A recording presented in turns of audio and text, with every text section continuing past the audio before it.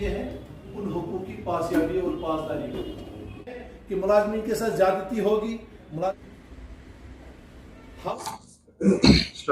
ये employ joint action committee 4.5 lakh मुलाजमीन की नुमाइंदा तंजीम है। तो आज हमारी यहाँ पे जो मीटिंग थी, इसमें जो मौजूदा वक्त में जम्मू कश्मीर के मुलाजमीन को मसाइल दरपेश हैं, जहाँ पे सरकार की कोताहियाँ हैं, जहाँ पे मुलाजमीन की मुश्किलात है, उन पर बातचीत करने के लिए हमने यहाँ आज मीटिंग का इनेकाद किया था। जब से सरकार ने सेंट्रल गवर्नमेंट ने इसको यूटी बनाया, जम्मू कश्मीर को बहुत सारे कानून तब्दील हुए, रिपील हुए, नए लागू हुए। क्योंकि हमें याद है जब यूटी बना तो honourable prime minister of India जनाब नरेंद्र मोदी जी ने नेशनल हुकअप पे उसने प्रॉमिस किया था मुलाजमीन के साथ कि एब्रोगेशन के बाद जिन हुकूक से मुलाजिम यहाँ वंचित थे वो उनको बहाल किए जाएंगे। हमने उस वादे की लाज रखते हुए सरकार के वफादार बन के हमने सरकार से कभी भी कन्फ्रंटेशन नहीं की। लेकिन आज 4 साल 5 साल हो गए, हमें कोई तब्दीली तो दूर की बात है, हमारे मसाइल में मजीद इजाफा हो रहा है। और डेवलपमेंट डिपार्टमेंट में फैसला लिया चेंजेस का, उन मुलाजमीन को डेपुटेशन पे लिया, वहां कॉरपोरेशन और पीपीपी मोड में जो भी उन्होंने किया, हमने कहा ठीक है, सरकार की पॉलिसी है, बेटरमेंट के लिए है, हमने कोई एतराज नहीं किया। लेकिन आज हालत यह है कि पीडीडी के मुलाजिम तनख्वाहों से महरूम है। इसी तरह से सरकारी मुलाजिम अपना पेट काट के, अपने खर्चों को कम करके हर महीना अपना प्रोविडेंट फंड जमा करता है ताकि मुसीबत के वक्त उसके काम आए। किसी की बेटी की शादी है, किसी के बच्चे की शादी है, किसी के बुजुर्ग वालिदैन के ऑपरेशन का मसला है। ऐसे ऐसे मसाइल लोगों को दरपेश है कि मैं यहां बोल के उनको शर्मिंदा नहीं करना चाहता। और वो जब जाते हैं कि हमें जीपी फंड चाहिए, हमें अपना पैसा चाहिए जो हमने अपना पेट काट के हर महीने जमा किया है अपनी मुसीबत के वक्त के लिए, सरकार हाथ उठा के खड़ी हो जाती है। महीनों से सालों से केसेस पड़े हैं।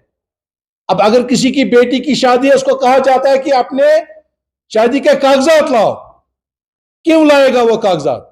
इसी तरह से लीव सैलरी, रिटायरमेंट के बाद मुलाजमीन के पास क्या सरमाया है? लीव सैलरी, ग्रेजुएटी और पेंशन, जिनके पास पेंशन हो वो भी नहीं है। उसमें भी लैतोलाल का से काम लिया जा रहा है, महीनों सालों तक लोगों को तड़पाया जा रहा है। इसी तरह से हमारा एक इदारा है यहाँ पे वक्फ बोर्ड, 22 महीने से मुलाजमीन को पेंशन नहीं मिली है जो रिटायर हो गए। अब आप बोलेंगे जी हम नया रूल वहां पे इंप्लीमेंट कर रहे हैं। 4 साल से क्या कर रहे थे आप? वो मुलाजिम 20 महीनों से पेंशन के बगैर है। सैलरी जो है एनएचएम के मुलाजिम, उनकी भी सैलरी डिले हो रही है।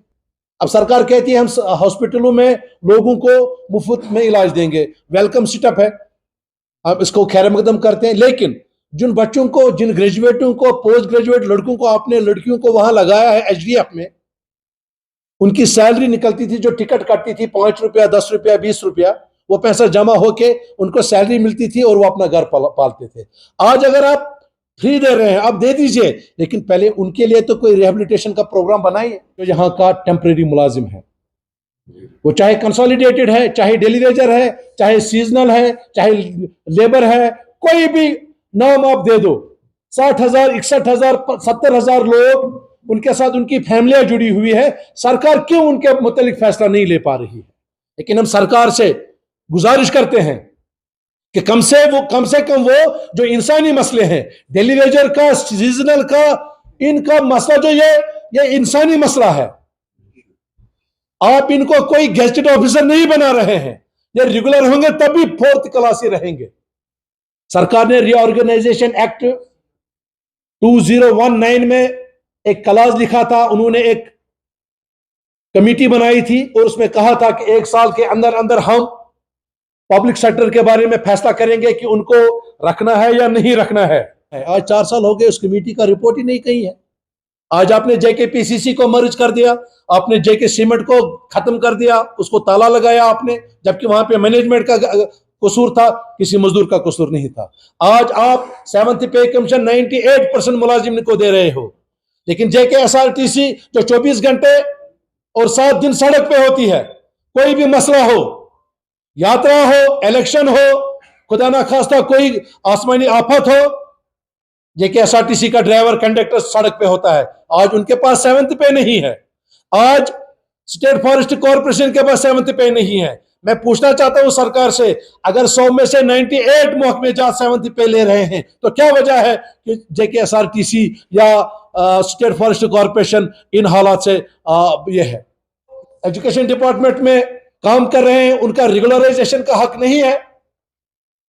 मुझे बताइए कौन सा महकमा ऐसा है जहां पे कोई डिमांड नहीं है। तो आज ईजैक आपके वसातत से सरकार तक बात पहुंचाना चाहती है कि हमारे सब्र का जो पैमाना है वो लबरेज हो रहा है। हम आपसे गुजारिश करते हैं विद फोल्डेड हैंड्स कि आप मुलाजमीन के मसाइल को सुने, जो लेजिटिमेसी है उस लेजिटिमेसी को एड्रेस करें। और आप देखें आज के दौर में सरकार ने मिनिमम वेजेस एक्ट लद्दाख में 19,000 देते हैं। जो यहां पे लोग लगे स्मार्ट सिटी में उनकी तनख्वाह देखिए क्या है, 18,000 24,000। दिल्ली में ये भी यूटी है 24,000 है। और हमारे डेलीवेजर को इन्होंने बहुत बड़ी कमेटी बनाई, महीनों लगे, पता नहीं कितने 100 कागजों पे रिकमेंडेशन आई और बढ़ोतरी हुई 11 रुपए की। तो सरकार किस कानून के तहत मेरे मुलाजिम को, मेरे डेलीवेजर को कहती है कि आप 9,000 पे काम